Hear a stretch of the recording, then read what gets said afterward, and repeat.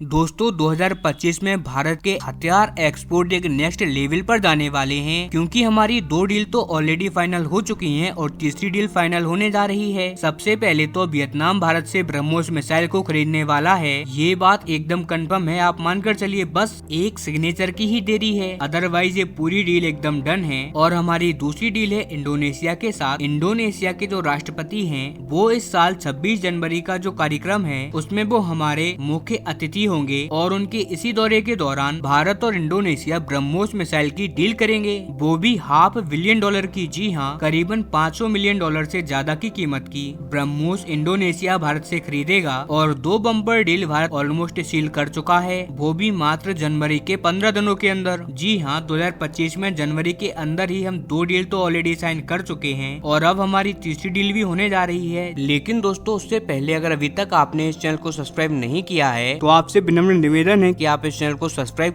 कर notification bell को on कर लीजिए और वीडियो को लाइक कर दीजिए। चलिए हम वीडियो में वापस आते हैं। जी हाँ, रिपोर्ट्स बता रही हैं कि वियतनाम न केवल हमारी ब्रह्मोस मिसाइल बल्कि भारत का जो आकाश वन एयर डिफेंस सिस्टम है उसे भी खरीदने जा रहा है और इसको लेकर भारत और वियतनाम के बीच में बातचीत भी स्टार्ट हो चुकी है। रिपोर्ट्स बता रही है कि वियतनाम भारत के आकाश वन एस से बहुत ज्यादा प्रभावित है और इसकी बातचीत भी अब एडवांस लेवल में पहुँच चुकी है। लगभग सारी चीजें फिक्स भी हो चुकी हैं, मात्र पेमेंट से टर्म ही बची हैं जिन पर बातचीत होना भी बाकी है कि आखिरकार वो पेमेंट्स कैसे करेंगे, क्योंकि ये सारे देश बहुत छोटे देश हैं, इनके पास इतने ज्यादा फंड्स नहीं होते। अब ऐसे में ये लोग क्या करते हैं कि भारत से क्रेडिट लाइन लेते हैं, यानी कि ये एक तरीके का आप क्रेडिट कार्ड मानकर चल सकते हैं जो कि भारत के द्वारा इनको दिया जाता है और उसी का इस्तेमाल करके ये लोग एक तरीके से EMI पर, किस्तों पर ये लोग भारतीय हथियारों को खरीदते हैं और इसी प्रकार से भारत के आकाश वन एस डिफेंस सिस्टम की भी पेमेंट्स होंगी और यहाँ पर भी भारत कोई न कोई क्रेडिट लाइन कुल मिलाकर एक तरीके से लोन प्रोवाइड करेगा आकाश को खरीदने के लिए। लेकिन ये भारत के लिए बहुत ज्यादा बड़ी बात है, क्योंकि आकाश ऐसा नहीं है कि पहली बार एक्सपोर्ट होगा। इससे पहले ऑलरेडी हम आर्मेनिया के साथ डील डन कर चुके हैं और इसके तहत पहला देश बनेगा आर्मेनिया और दूसरा देश बनेगा वियतनाम, जो कि भारत से आकाश S1 एयर डिफेंस सिस्टम खरीदने वाला है। और वहीं ब्रह्मोस मिसाइल को धारण करने वाले 3 देश होंगे। फिलीपींस को हम पहले ही दे चुके हैं, वो तैनात भी कर चुके हैं। वहीं दूसरा देश बनेगा वियतनाम और तीसरा बनेगा इंडोनेशिया। यानी कि देखा जाए तो भारत के जो हाई एंड वेपन्स हैं, जो कि ऑब्वियसली बहुत महंगे हैं और अब उन पर दुनिया भर के देश भरोसा करना स्टार्ट कर चुके हैं। क्योंकि देखो, पहले तो भारत से मात्र तोपें ही खरीदी जाती थी, वो भी तोप की गोलियां, और यहाँ पर बंदूक की गोलियां खरीद लेते थे। और हद से हद क्या होता था कि हमारी बनी हुई राइफलें लोग खरीदते थे, लेकिन जो हमारे बड़े हथियार थे उन पर ज्यादातर लोग भरोसा नहीं करते थे, क्योंकि ज्यादातर छोटे देशों का समझना ये था कि हमारा बजट तो ऑलरेडी कम है और ऐसे में अगर हम भारतीय हथियारों को खरीदते हैं तो पता नहीं ये वर्क करेंगे नहीं करेंगे, इनकी क्या क्वालिटी है। और अगर मान लेते हैं कि भारत के हथियार ज्यादा अच्छे नहीं हुए तो हमारे पास तो इतने पैसे भी नहीं बचेंगे कि हम और खरीद कर उन्हें कंपनसेट कर लें। ऐसे में फिर हमें इन खराब हथियारों से ही कई सालों तक काम चलाना पड़ेगा और यही वो बड़ा कारण था जिसकी वजह से ये लोग भारतीय हथियारों पर भरोसा न दिखाकर पश्चिमी देशों के हथियारों पर भरोसा दिखाते थे या फिर ज्यादा से ज्यादा चाइना के या रूस के हथियार खरीदते थे। लेकिन अब भारत इनके लिए एक शानदार अल्टरनेटिव बन चुका है और भारतीय हथियारों पर जिस प्रकार से ये देश भरोसा दिखा रहे हैं तो यकीन मानिए, और आप चाहे तो लिख लीजिए, ऐसे में 2025 में हम इतने हथियारों को एक्सपोर्ट कर देंगे कि अपने इतिहास के सारे रिकॉर्ड तोड़कर रख देंगे। इनफैक्ट 2025 के 15 दिनों में ही हमने इतने हथियार बेच दिए हैं कि हम ऑलरेडी अपने इतिहास के कई सारे यहाँ पर सारे रिकॉर्ड ही तोड़ चुके हैं। और ये साल कहीं ना कहीं हमारे लिए एक गोल्डन एरा की तरह साबित होगा